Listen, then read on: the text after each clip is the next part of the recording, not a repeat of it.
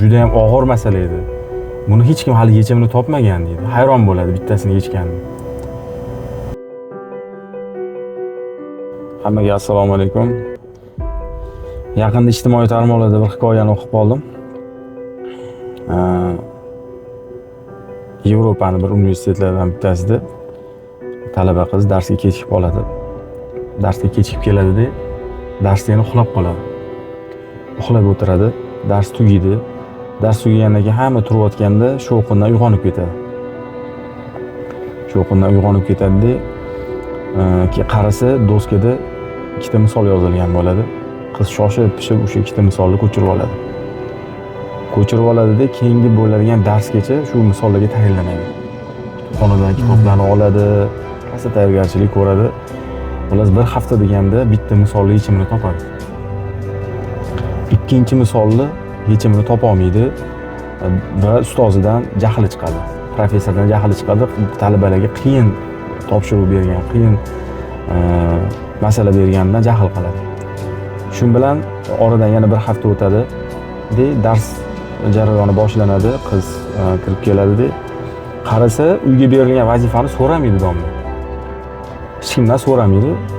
Dars yakunlanayotganini sezib, qiz domlaga murojaat qiladi. O'tgan safar uyga vazifa bergan edingiz. O'sha uyga vazifani bitta misolini ishlab keldim. Ikkinchi misolni ishlamadim deydi. Shuni domla aytadi. Bu uyga vazifa emas edi deydi.